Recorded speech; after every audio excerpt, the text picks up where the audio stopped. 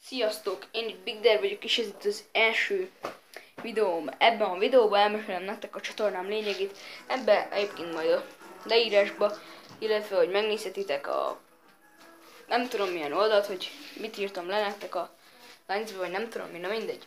Ebben a videóban mindenféle videó lesz, de legfőképpen prank videó, az a kedvencem. És egyébként challenge-ek lesznek benne, kihívások, és szinte minden.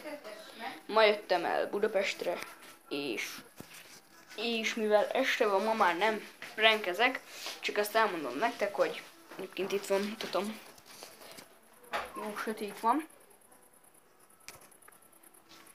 Szóval ma már nem megyek ki prank videózni, de holnap a piacon ott leszek, és ott fogok pranket csinálni.